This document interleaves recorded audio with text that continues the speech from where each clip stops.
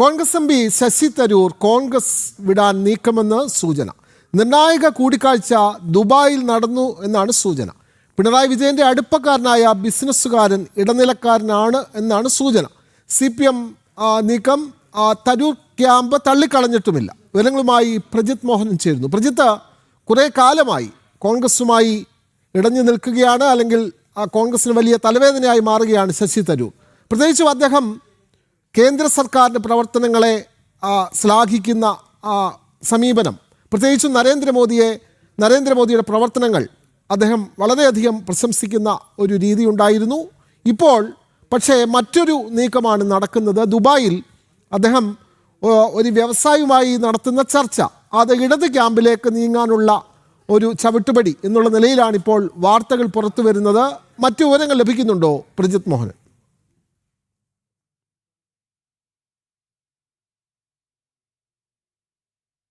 വിനോദ, ഇത്തരത്തിലുള്ള ഒരു ചർച്ച നടന്നു എന്നുള്ളതും മുഖ്യമന്ത്രിയുടെ അടുപ്പക്കാരനായിട്ടുള്ള ദുബായ് ബേസ്ഡ് ആയിട്ടുള്ള ഒരു വലിയ വ്യവസായി അദ്ദേഹം ശശി തരൂരിൻ്റെ താല്പര്യം CPM-നൊപ്പം സഹകരിക്കുന്നതിൽ, LDF-നൊപ്പം സഹകരിക്കുന്നതിൽ ശശി തരൂരിൻ്റെ താല്പര്യം ചോദിച്ചറിഞ്ഞു എന്നുള്ളതാണ് നമ്മൾ മനസ്സിലാക്കുന്നത്. എന്തായാലും അത് സംബന്ധിച്ചിട്ടുള്ള ഈ ചർച്ചകളെ സംബന്ധിച്ച് ഏതെങ്കിലും രീതിയിൽ ഇങ്ങനെയൊരു ചർച്ച നടന്നിട്ടില്ല എന്നുള്ള നിലപാട് CPM കേന്ദ്രങ്ങളോ അല്ലെങ്കിൽ ഈ പറയുന്ന രീതിയിൽ ശശി തരൂരിൻ്റെ അടുത്ത വൃത്തങ്ങളോ അത് തള്ളിക്കളയുന്നില്ല എന്നുള്ളതാണ് ഇതിൽ ഏറ്റവും പ്രധാനപ്പെട്ട പ്രസക്തമായിട്ടുള്ള കാര്യം. അങ്ങനെ ഒരു ചർച്ച നടക്കുന്നുണ്ട് എന്നുള്ളത് യാഥാർത്ഥ്യമാണ്. പക്ഷേ അത് ശശി തരൂരിനെ പോലൊരു നേതാവ് CPM-ലേക്ക് പോകുമോ എന്നുള്ളത് വളരെ ചിന്തിപ്പിക്കുന്ന ഒരു ചോദ്യവുമാണ്. നമ്മൾ കാണേണ്ടത് രാജ്യത്തെ പ്രധാനപ്പെട്ട രാഷ്ട്രീയ നേതാക്കൾക്കൊപ്പം നിൽക്കുന്ന ഒരു നേതാവ് തന്നെയാണ് ശശി തരൂർ എന്നുള്ളതിൽ തർക്കമില്ല. കാരണം നേരത്തെ അദ്ദേഹത്തിൻ്റെ സ്റ്റാച്ചർ എന്താണെന്ന് നമുക്കറിയാം, അദ്ദേഹത്തിൻ്റെ നേട്ടങ്ങൾ, അദ്ദേഹത്തിൻ്റെ പ്രസംഗം, അദ്ദേഹത്തിൻ്റെ മറ്റ് കാര്യങ്ങളൊക്കെ നമുക്ക് കൃത്യമായി അറിയാവുന്നതുമാണ്. അങ്ങനെയുള്ള സാഹചര്യം നിലനിൽക്കുമ്പോൾ കോൺഗ്രസിൽ കഴിഞ്ഞ കുറേ കാലമായി അദ്ദേഹം നേരിടുന്ന വലിയ അവഗണനയുണ്ട് എന്നതൊരു വലിയ യാഥാർത്ഥ്യമാണ്. പ്രത്യേകിച്ച് നേരത്തെ പാർലമെൻറ്റിൽ ചോദ്യങ്ങൾ ചോദിക്കാനുള്ള പാനലുകളിൽ ഉൾപ്പെടുത്താതിരിക്കുന്ന സാഹചര്യം ഉണ്ടാകുന്നു, അല്ലെങ്കിൽ അദ്ദേഹത്തിന് ഈ പറയുന്ന പല ചർച്ചകളിലും പങ്കെടുക്കാനുള്ള അവസരം സ്വന്തം പാർട്ടി തന്നെ നൽകുന്നില്ല എന്നുള്ള വിഷയങ്ങൾ വരുന്നു. ശശി തരൂർ സംസാരിച്ച് കഴിയുമ്പോൾ അതിനെ പിന്തുണയ്ക്കുന്ന രീതിയിലുള്ള പ്രവർത്തനങ്ങൾ സ്വന്തം പാർട്ടിയിൽ നിന്നുണ്ടാകുന്നില്ല. പിന്നാലെ AICC അധ്യക്ഷ സ്ഥാനത്തേക്കുള്ള തെരഞ്ഞെടുപ്പിൽ അദ്ദേഹം മത്സരിക്കുന്നത് ഹൈക്കമാൻഡിനെ വലിയ രീതിയിൽ ചൊടിപ്പിക്കുകയും ഒക്കെ ചെയ്തിരുന്നു. അന്ന് AICC ഒരുപക്ഷെ അദ്ദേഹം ശശി തരൂർ കോൺഗ്രസിൻ്റെ അധ്യക്ഷനായി വരണമെന്ന് ആഗ്രഹിച്ച വലിയൊരു വിഭാഗം ആളുകൾ ആ പാർട്ടിയിൽ തന്നെ ഉണ്ടായിരുന്നു. പക്ഷേ ഒടുവിൽ ഹൈക്കമാൻഡ് ഗാന്ധി കുടുംബം സ്വന്തം സ്ഥാനാർത്ഥിയെ കൊണ്ടിറക്കി ഒടുവിൽ വിജയിപ്പിച്ച് കയറുകയായിരുന്നു എന്നുള്ളതും അറിയാം. അന്ന് തൊട്ട് വലിയ രീതിയിലുള്ള വിടവ് ഗാന്ധി കുടുംബത്തിനും അതോടൊപ്പം തന്നെ നെഹ്റു കുടുംബത്തിനും അതോടൊപ്പം തന്നെ ശശി തരൂരിനും ഇടയിൽ ഉണ്ട് എന്നുള്ളതൊരു യാഥാർത്ഥ്യമാണ്. ആ വിടവ് നാൾക്ക് നാൾ വർദ്ധിച്ചു വരുന്ന കാഴ്ച കുറേ കാലമായി കാണുന്നുമുണ്ട്. പ്രത്യേകിച്ച് ഏറ്റവും ഒടുവിൽ നമ്മൾ കണ്ടതാണ്, കഴിഞ്ഞ കുറേ കാലമായിട്ടുള്ള വലിയ നിസ്സഹകരണങ്ങൾ നടക്കുന്നു. പാർട്ടി വേദികളിൽ ശശി തരൂരിന് പലപ്പോഴും സാന്നിധ്യം ഉണ്ടാകുന്നില്ല. ശശി തരൂർ പല പാർട്ടി പരിപാടികളിലും പങ്കെടുക്കാതെ വിട്ടുനിൽക്കുന്നു. പാർട്ടിയുമായി ചേർന്ന് നിൽക്കാത്ത സ്വന്തം അഭിപ്രായങ്ങൾ പറയുന്നു, പാർട്ടി ലൈനോടൊപ്പം നിൽക്കാത്ത അഭിപ്രായങ്ങൾ പറയുന്നു. അങ്ങനെ വ്യത്യസ്തമായിട്ടുള്ള സാഹചര്യങ്ങളിൽ വ്യത്യസ്തമായ രീതിയിൽ അദ്ദേഹം കോൺഗ്രസ് നേതൃത്വത്തോടുള്ള തന്നോടുള്ള സമീപനത്തോടുള്ള അതൃപ്തി പ്രകടമാക്കുകയും ചെയ്തതാണ്. എന്നാൽ കഴിഞ്ഞ കുറച്ച് ദിവസം മുമ്പ് രാഹുൽ ഗാന്ധി കഴിഞ്ഞ ദിവസം എറണാകുളത്ത് വന്ന സമയത്ത് അവിടെ നടന്ന പൊതുപരിപാടിയിൽ പങ്കെടുക്കുമ്പോൾ കേരളത്തിലെ പ്രധാനപ്പെട്ട എല്ലാ കോൺഗ്രസ് നേതാക്കളുടെ പേരുകളും അദ്ദേഹം പറയുകയുണ്ടായി. പക്ഷേ കോൺഗ്രസിൻ്റെ പ്രവർത്തക സമിതി അംഗം കൂടിയായിട്ടുള്ള ശശി തരൂരിനെ മാത്രം അദ്ദേഹം പരാമർശിക്കുന്ന സാഹചര്യം ഉണ്ടായില്ല. അപ്പോൾ അത് വിലയിരുത്തപ്പെട്ടത് ഈ നെഹ്റു കുടുംബത്തിനും ശശി തരൂരിനും തമ്മിലുള്ള അകൽച്ച, അതിൻ്റെ വ്യാപ്തി കൂടി വന്നിരിക്കുന്നു എന്നുള്ളതാണ്. അതോടൊപ്പം തിരുവനന്തപുരം അടക്കമുള്ള പ്രദേശങ്ങളിൽ വരികയാണെങ്കിൽ കോൺഗ്രസ് കാര്യമായി അദ്ദേഹത്തെ അടുപ്പിക്കാത്തൊരു സാഹചര്യമുണ്ട്. അദ്ദേഹത്തിൻ്റെ പല നിലപാടുകളും അതൃപ്തിയും ഒക്കെ അദ്ദേഹം പ്രകടിപ്പിക്കുന്ന സമയത്ത് ശശി തരൂർ വിശ്വപൗരനാണ്, അദ്ദേഹം കോൺഗ്രസിൻ്റെ പ്രവർത്തക സമിതി അംഗമാണ്, അത് ഞങ്ങളെക്കാളും വലിയ നേതാവാണ്, ഞങ്ങൾക്ക് പരിഹരിക്കാൻ കഴിയുന്ന വിഷയങ്ങളല്ല അദ്ദേഹത്തിന് തുടങ്ങിയിട്ടുള്ള പരിഹാസങ്ങൾ പോലും കേരളത്തിലെ പ്രധാനപ്പെട്ട കോൺഗ്രസ് നേതാക്കളുടെ ഭാഗത്ത് നിന്നൊക്കെ ഉണ്ടായിട്ടുണ്ട്. അപ്പോൾ ശശി തരൂരിനെ കഴിഞ്ഞ കുറേ കാലമായി ശശി തരൂരിനെതിരെ ഒരു അധിക്ഷേപ രീതിയിലോ അല്ലെങ്കിൽ പരിഹാസ രീതിയിലുള്ള നിലപാടുകൾ പല കോൺഗ്രസ് നേതാക്കളും സ്വീകരിക്കാറുണ്ട്.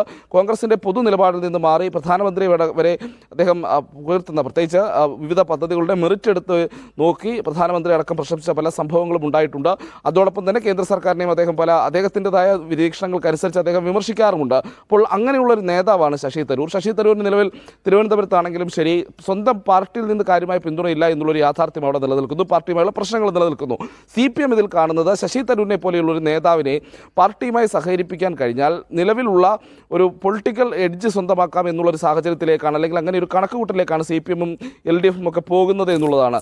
ശശി തരൂരിനെ സംബന്ധിച്ചിടത്തോളം അദ്ദേഹം മുന്നോട്ട് വയ്ക്കുന്ന അദ്ദേഹത്തിൻ്റെ രാഷ്ട്രീയ രീതി ഇഷ്ടപ്പെടുന്ന ഈ നഗരവാസികളായ വോട്ടർമാർ വലിയൊരു ശതമാനം ഉണ്ട് എന്നുള്ളത് യാഥാർത്ഥ്യമാണ്. അദ്ദേഹം ഒരു വിശ്വപൗരനാണ്. അദ്ദേഹത്തിൻ്റെ പാസ്റ്റ് അച്ചീവ്മെൻറ്റ് UN അടക്കം അദ്ദേഹം ഉണ്ടായിരുന്ന കാലത്തത്, പിന്നീട് അദ്ദേഹത്തിൻ്റെ ഓക്സ്ഫോർഡിലെ പ്രസംഗം, അദ്ദേഹം മുന്നോട്ട് വയ്ക്കുന്ന ചില ആശയങ്ങൾ, അദ്ദേഹത്തിൻ്റെ ബുക്കുകൾ, അങ്ങനെ പല രീതിയിൽ അദ്ദേഹത്തെ പിന്തുണയ്ക്കുന്ന, അദ്ദേഹത്തിന് തിരഞ്ഞെടുപ്പുകളിൽ വോട്ട് ചെയ്യുന്ന ഒരു വലിയ വിഭാഗമുണ്ട്. ആ വിഭാഗത്തെ ഒപ്പം നിർത്താമെന്നുള്ളത് കൂടിയാണ് CPM-ന്റെ വലിയ പ്രതീക്ഷ എന്നുള്ളതാണ്. അതിനുവേണ്ടിയാണ് ഇത്തരം ചർച്ചകൾ നടക്കുന്നത്. അതിന് മുഖ്യമന്ത്രി നേരിട്ട് നേതൃത്വം നൽകുന്നു എന്നുള്ളത് കൂടി നമ്മൾ മനസ്സിലാക്കേണ്ടിയിരിക്കുന്നു. അല്ലെങ്കിൽ ഇപ്പോൾ ഈ പറയുന്ന വ്യവസായിയെ പോലെ ഒരാൾ ശശി തരൂരുമായി ഇത്തരത്തിലുള്ള ഒരു ചർച്ചയ്ക്ക് മുതിരില്ല എന്നുള്ളത് കാണേണ്ടിയിരിക്കുന്നു. അപ്പോൾ മുഖ്യമന്ത്രിയുടെ ഓഫീസ് കേന്ദ്രീകരിച്ച് തന്നെ മുഖ്യമന്ത്രി തന്നെ നേരിട്ട് ഇത്തരമൊരു നീക്കം നടത്തുന്നു എന്നുള്ള സംശയമാണ് അവിടെ നിലനിൽക്കുന്നത്.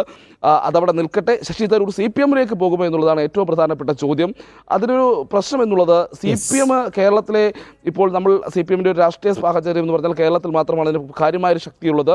അതിനപ്പുറത്തേക്ക് സംഘടനാ സംവിധാനമോ കാര്യമായി എടുത്തു പറയാനോ ഇല്ലാത്ത ഒരു റീജിയണൽ പാർട്ടിയിലേക്ക് ചുരുങ്ങിക്കൊണ്ടിരിക്കുന്ന CPM പോലൊരു പാർട്ടിയിലേക്ക് ഒതുങ്ങിക്കൂടി അതിൻ്റെ ഒരു മൂന്നാമത്തെയോ നാലാമത്തെയോ ഒരു നേതാവായി മാത്രം മാറേണ്ടി വരുന്ന ഒരു സാഹചര്യം ഒരുപക്ഷെ CPM-ന്റെ സംഘടനാ സിസ്റ്റമൊക്കെ അനുസരിച്ച് അത്രയും പോലും പ്രാധാന്യം ശശി തരൂരിന് നൽകാൻ സാധ്യതയില്ല. അപ്പോൾ അദ്ദേഹത്തെ പോലൊരു ഗ്ലോബലി റെക്കഗ്നൈസ്ഡ് ആയിട്ടുള്ള ഒരാൾ CPM പോലൊരു പാർട്ടി സംവിധാനത്തിലേക്ക് ചുരുങ്ങിപ്പോകുമോ എന്നുള്ള സംശയം അവിടെ നിലനിൽക്കുന്നുണ്ട്. പക്ഷേ അദ്ദേഹത്തെ കൊണ്ടുപിടിച്ച ശ്രമം CPM-ന്റെ ഭാഗത്ത് നിന്ന് ഇപ്പോൾ നടക്കുന്നുമുണ്ട്.